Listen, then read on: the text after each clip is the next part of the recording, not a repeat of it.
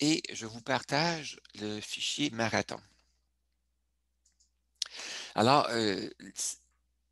l'objet de cette présentation-ci, c'est de vous indiquer à l'intérieur du calculateur Marathon quels sont les éléments qui ont été modifiés et que vous allez retrouver dans la prochaine version de Marathon, et quels sont les éléments qui ont été modifiés pour nous permettre, nous faciliter l'analyse budgétaire, donc selon les priorités de nos dépenses, dépenses essentielles et dépenses optionnelles.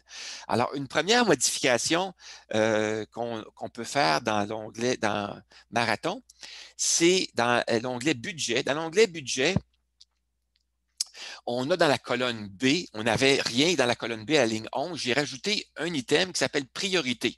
Si on clique sur l'item ici pour faire afficher le commentaire, vous voyez que dans le commentaire, c'est indiqué que cette colonne-là, la colonne B, qui existait mais qui était vierge, qui n'était pas utilisée, à cette fin, à tout le moins, va nous permettre d'indiquer par un E ou par un O si les dépenses de cette catégorie sont des dépenses essentielles ou optionnelles. Remarquez que dans l'exemple que je vous présente, moi, j'ai choisi d'y aller, de catégoriser les dépenses essentielles ou optionnelles, non pas poste budgétaire par poste budgétaire, mais plutôt catégorie budgétaire par catégorie budgétaire. Mais vous pourriez, vous, décider que vous voulez avoir une analyse plus précise et ne pas catégoriser seulement, indiquer s'il s'agit d'une catégorie où les dépenses sont essentielles, mais plutôt si chacune des dépenses est essentielle ou optionnelle. Mais pour l'instant, moi, ce que j'ai fait, c'est par catégorie budgétaire. Alors donc, cette colonne-là, on va pouvoir inscrire pour chacune des dépenses, pas pour les revenus, les revenus, on n'inscrira rien, mais pour chacune des catégories de dépenses, on va pouvoir aller sur les lignes qui calculent les sous-totaux, le sous-total et le pourcentage de cette catégorie, des dépenses de cette catégorie par rapport aux revenus. On va pouvoir indiquer par un E ou par un O s'il s'agit de dépenses qui sont jugées essentielles ou optionnelles. Et la même chose ici, pourcentage E pour le pourcentage. Alors, en utilisant ces deux façons de faire-là pour chacune des catégories de dépenses, c'est très facile à faire. Vous pouvez donc les annoter par vous-même, les modifier si ça ne vous convient pas, de façon à pouvoir vous permettre d'afficher les éléments en question. Alors, lorsque vous allez utiliser les filtres pour faire l'analyse budgétaire totale, ben, vous pourrez à ce moment-là utiliser les filtres, désélectionner à partir du bouton filtre de la colonne B, vous pouvez désélectionner tout et vous pouvez aller sélectionner les items qui s'appellent sous-total. Bougez pas, bougez pas.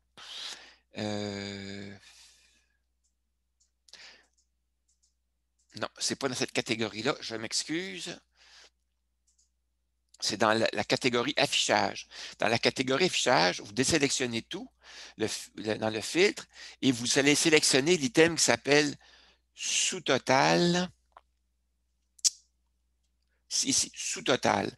Alors, en voyant l'item sous-total, vous allez voir que vous avez les sous-totaux essentiels et les sous-totaux qui sont optionnels, qui sont affichés de façon séparée. Maintenant, si vous voulez afficher seulement les éléments qui sont essentiels, vous allez dans le filtre de la catégorie B, et là, vous allez pouvoir seulement sélectionner les éléments qui sont essentiels. Donc, désélectionner tout et cocher E pour essentiel.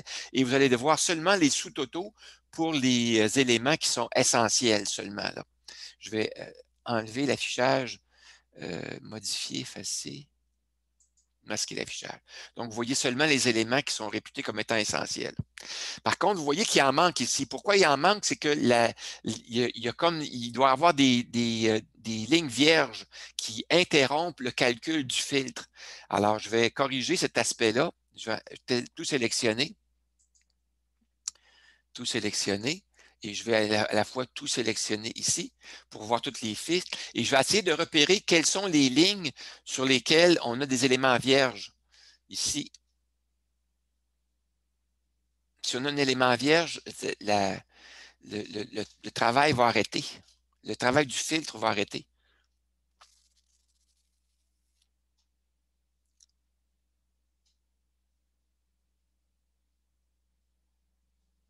J'aurais dû faire cette vérification-là avant. Là, je ne la remarque pas. Là. Bon, je ne le vois pas. Ah, il est ici. Il est ici. Ici, on a une ligne de trop. Ici, il faudrait la mettre avec un item. Voilà. Alors, j'imagine qu'ici, avec ce moment-là, faisant ça, le filtre devrait fonctionner à nouveau. Alors, si j'essaie de revoir le filtre des éléments, le pourcentage des éléments essentiels, ici, il ne fonctionne pas comme je le souhaitais. On va aller voir ça ici. Pourcentage de catégories. Alors, je vois qu'il en manque encore des éléments. Je n'ai pas fait ma codification correctement. Mais l'objectif, c'est de vous permettre de voir des résumés. Je vais essayer de revérifier les filtres pour que ça fonctionne correctement avant de vous faire une livraison de la prochaine version. À tout événement, même si les fils ne fonctionnent pas bien, j'ai prévu d'autres éléments qui vont vous permettre de faire l'analyse par catégorie aussi. Je sélectionne tous les éléments. Sélectionne tous les éléments. Et je vous signale que j'ai placé à la toute fin de l'onglet budget un sous-total des éléments qui sont les dépenses par priorité. Alors, à partir de la ligne 195, vous voyez là qu'on a une catégorie, une section portant sur toutes les dépenses essentielles et toutes les dépenses optionnelles année par année, ainsi que le pourcentage de dépenses essentielles et le pourcentage de dépenses optionnelles. Alors, ces éléments-là sont calculés avec des formules là, qui s'appellent SOMSI. Alors, tout est calculé comme ça et ils prennent en compte les valeurs qui sont inscrites dans la colonne B, tout simplement. Alors, ce sont des éléments qui vont vous aider à faire l'analyse budgétaire, mais j'ai prévu aussi d'autres éléments pour vous aider à faire l'analyse budgétaire dans l'onglet graphique. Dans l'onglet graphique, vous aviez déjà des graphiques qui étaient présentés, graphique pour le budget, graphique pour la valeur des actifs, graphique pour les dépenses de logement versus les dépenses les revenus nets. Vous aviez les dépenses de projet versus les revenus nets et j'ai ajouté un graphique portant sur les dépenses selon le niveau de priorité. Alors, je vous agrandis un peu la chose, là. Alors, ce graphique-là est un graphique qui est calculé à partir des sous-totaux qui ont été calculés là, dans l'onglet budget là, aux lignes 196 à 199. Ce sont ces éléments-là qui sont réutilisés pour faire la production des graphiques.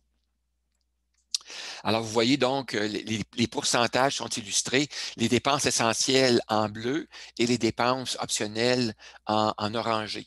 Alors, c'est assez visuel pour vous aider à voir où c'en est. S'il y avait un déficit, ben là, vous le verriez pas comme ça nécessairement. Mais vous voyez au moins la dépense des éléments essentiels. J'ai aussi ajouté un graphique qui va vous permettre de voir vos dépenses pour les principales catégories essentielles. Alors, les principales dépenses de dépenses essentielles, sauf le logement, qui lui varie beaucoup à cause du fait qu'on va changer de logement à plusieurs reprises. Alors, j'ai rassemblé les dépenses d'alimentation, de transport, soins de santé et loisirs, qui sont les gros morceaux outre le logement, les gros morceaux de nos dépenses à chaque année. Alors, donc, j'ai fait un graphique là, qui va vous permettre de voir comment évoluent ces éléments-là. Vous voyez que les thèmes en bleu, les soins de santé là, augmentent de beaucoup à partir du moment où on augmente en âge, on avance en âge, bien, les soins de santé sont beaucoup plus importants. Alors, vous voyez augmenter de façon substantielle. Et vous voyez un autre graphique ici qui vous montre l'écart, donc soit un surplus ou soit un déficit annuel, mais l'écart avant décaissement, avant qu'on décaisse de l'argent d'un compte à l'autre, qu'on fasse les transferts d'un compte à l'autre, pour voir quel est l'écart original, simplement nos revenus fixes comparés à nos dépenses, qu'est-ce que ça donne? Alors, vous voyez qu'on a un surplus une seule année, la première année, et on a des déficits les autres années, les années suivantes. Et vous voyez que la croissance des déficits est assez importante à partir du moment où on va habiter en résidence. Vous voyez que l'augmentation du déficit, là, elle est substantielle. Alors, vous voyez que c'est très imposant. Là, ça représente des valeurs extrêmement élevées à la fin. Alors, voilà, ça, c'est ce qui va vous aider à faire l'analyse budgétaire que j'ai rajouté dans Marathon. J'arrête l'enregistrement